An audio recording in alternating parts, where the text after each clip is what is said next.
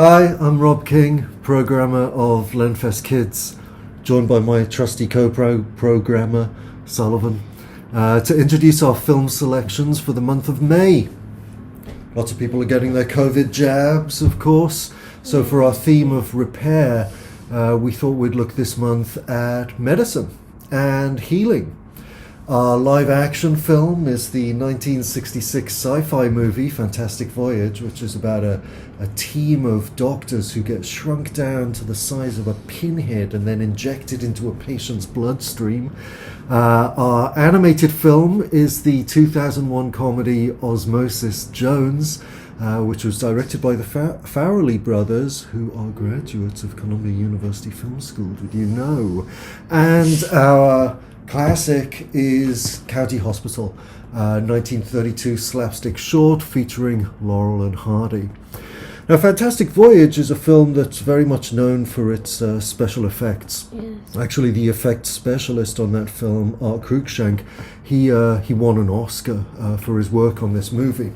And it's directed by Richard Fleischer, who was a filmmaker who often worked in science fiction, kind of fantasy and effects films, like 20,000 Leagues Under the Sea with Kirk Douglas, like the original Star Trek movie.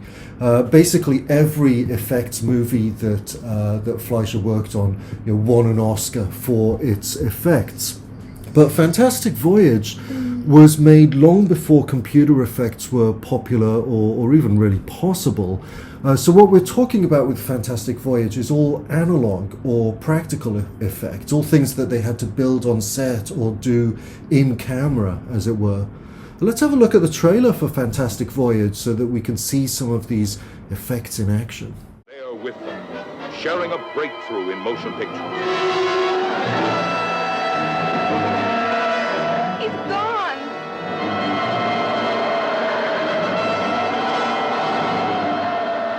If you thought it was too late to discover something entirely new on the screen, Fantastic Voyage will be a stunning experience.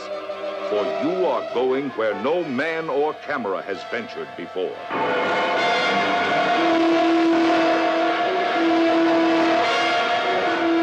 And when you come out, you may never look at yourself in the same way again.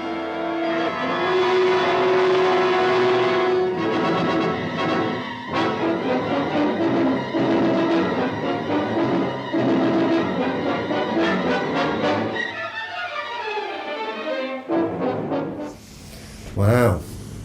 Now, do you know where Richard Fleischer got his knack for special effects filmmaking from? No. From his dad, Dave Fleischer, who was also a filmmaker. Actually, Dave Fleischer was one of the Fleischer brothers, and they are quite important figures in the history of animation because the Fleischer brothers invented a special animation process called rotoscoping. Here's a diagram of rotoscoping here. Now, basically, in rotoscoping, what you're doing is you make a live action film of something. Let's say you like walking down the street, right? And then you trace over the film images to create like a drawn version of that same image.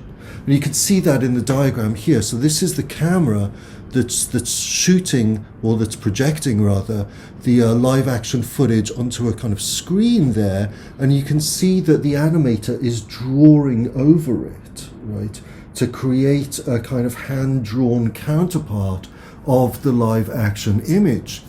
And rotoscoping creates a much more lifelike sense of three-dimensional movement than was possible in other animation from this period, the 1920s, 1930s. We're talking very early Mickey Mouse period.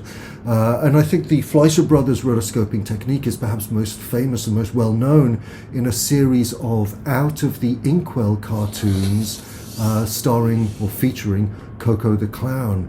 Let's have a look at a moment from one of those and tell me what you notice about how the clown figure moves.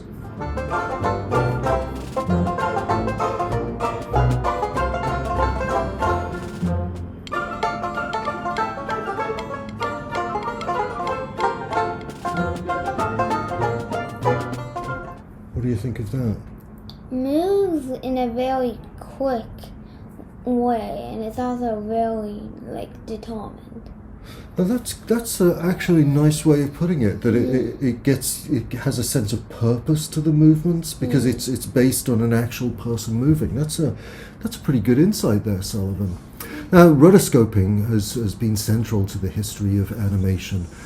Disney's animators used it for the character of Snow White in their first feature film.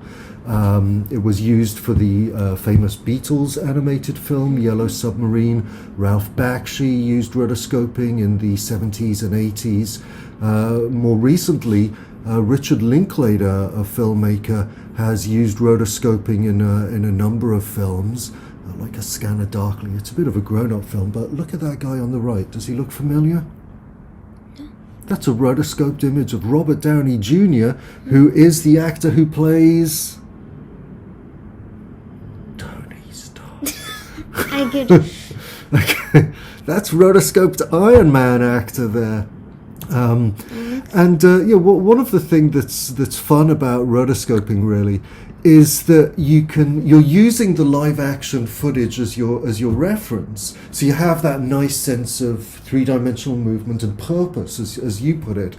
But you can also add stuff that's not in the original image. So if I made a rotoscoped image of you, I could like have that image of you moving around, but I could change your hairstyle or have a plant growing out of your head or flowers instead of eyes and things like that. You will not do that. No, I'm not going to do that. I don't really have time.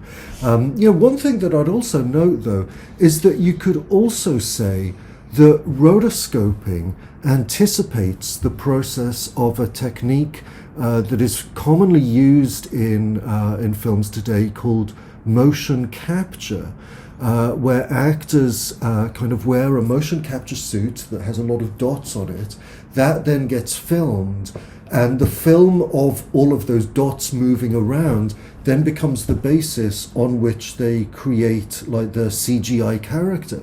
So what you can see here is the actor Josh Brolin, right? And he's going to be turned into Thanos, yeah.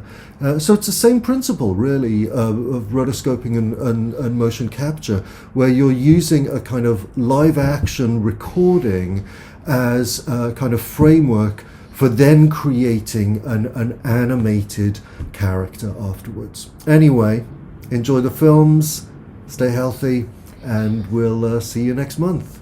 Bye-bye. Yes. So long.